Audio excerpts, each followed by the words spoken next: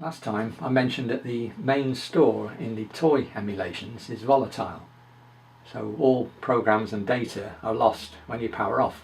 Now the Plex emulation is different, but I'll cover that later. And for now, let's see what options are possible in the toy emulations. The toy A has nothing to offer. The only I/O is the teletype, and this either writes to the screen or reads from the keypad, so nothing is preserved. The toy B, however, can use two of the Plex peripherals, a paper tape reader and paper tape punch. So this video gives an overview of these and shows some initial testing. And PlasMa's I/O strategy is to use standard SD cards like these to represent individual items of media.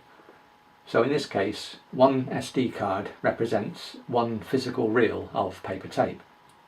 And the machine has a socket on the back which represents the tape reader and another which represents a tape punch. Now this means you can start building up a library of programs, and having a separate reader and punch means you can make backups.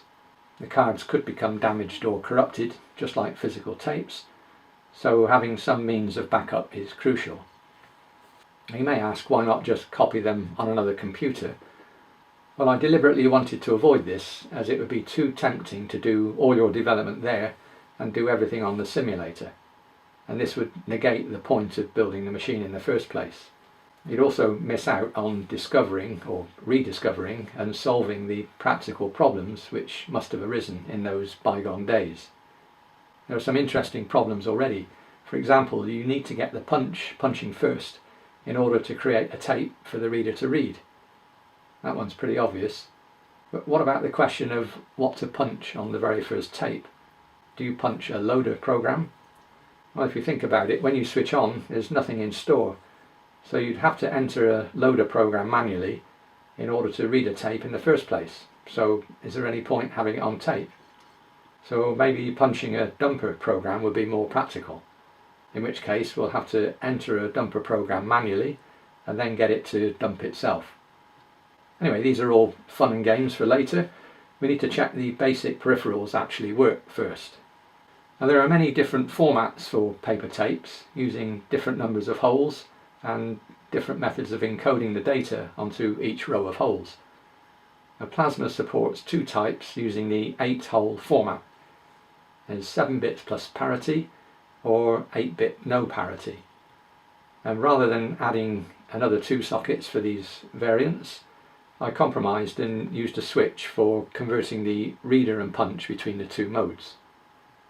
The mode is shown on the lights up here, and 7 and 8 for the paper tape reader, and 7 and 8 for the paper tape punch. And that's a switch that toggles between the two modes on the reader, and that's the one for the punch.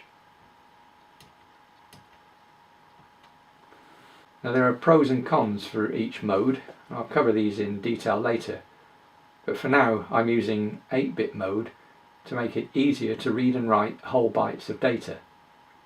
And that's another advantage of having an independent reader and punch. We can copy tapes from one format to another if we need to. So here's the first simple program which just punches a sequence of bytes. I'll do 2000 bytes, and if I increment the byte value each time, it will wrap round so we get a repeated pattern of 0 to 255.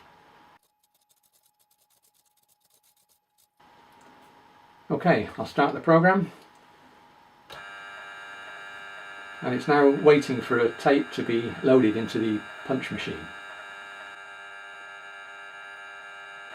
Now the device has a status value which can be read by the program, so that's what it's doing now. It's just waiting for the status to say ready. I can just show you. Well, that's clear, but it's just looping round these lower addresses now, waiting for a specific value. Right, I'll insert the card into the punch socket and press load.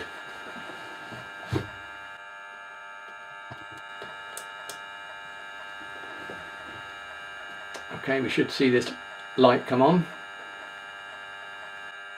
The status will change to ready, and the program should detect that and start writing to it, and when it's finished it will halt. So let's do it. Paper tape punch, load.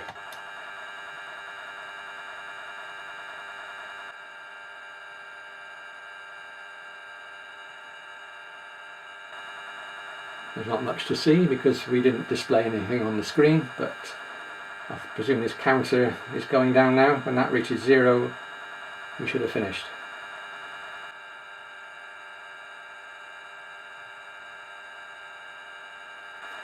You may wonder why I've written so many bytes, but I wanted to have something that would take a long time to read back in so we can do some timing experiments. I didn't want to have to enter this program again. There's the right light here flickering, which is a good sign.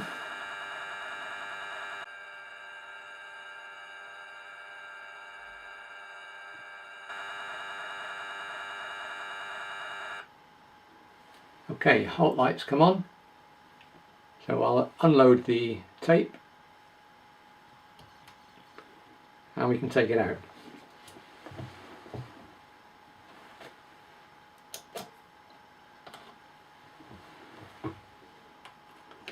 Okay, that was probably quite slow for a tape punch. I've not checked the timing values inside the PlasMa firmware, but I can tweak that later on. Okay, so all the data's on this card. And for now we just have to trust that it's right, as there's no way on the machine of checking it just yet. Although for interest only, I'll try showing the contents on another computer.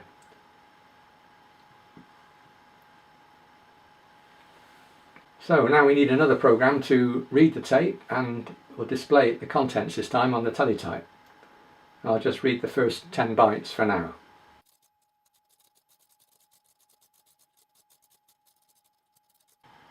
Okay, ready to go. Press run. Right, and as before, it's hopefully waiting for the tape, so I'll insert it into the reader this time.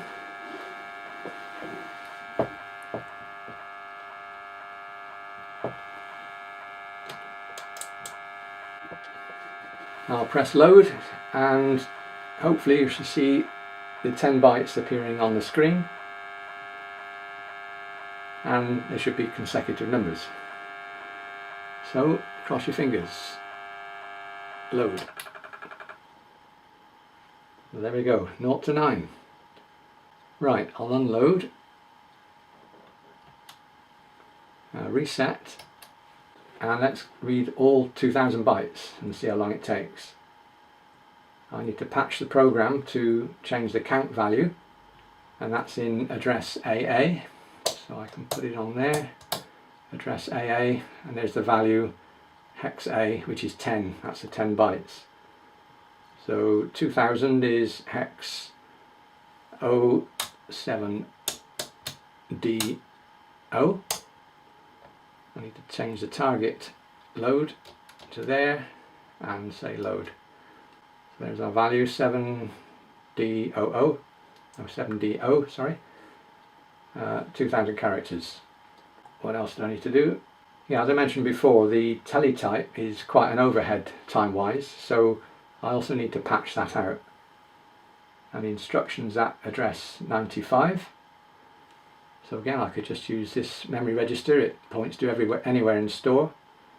95 is that one.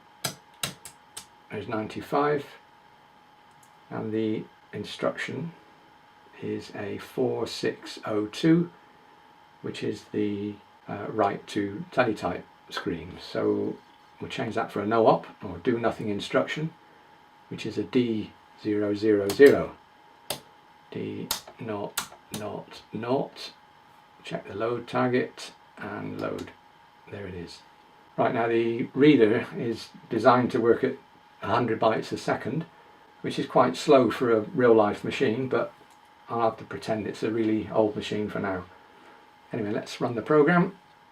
Reset and run. And the timing's not going to be good now because it's waiting, the timer's clicking around here while it's waiting. So what I'll do is I'll stop and I'll load the tape first. So it's on. I'll reset, which resets the timer, and now if I press run, it should pick up the paper tape straight away and start reading it. So here we go. The read lights come on. Right, so that's 19, nearly 20 seconds. That's 2000 bytes, 20 seconds, which does agree 100 bytes per second. Okay, that'll do for now. It's not exactly an exhaustive test, but let's carry on. And next time I'll write some programs for dumping the store contents and loading them back. So see you then.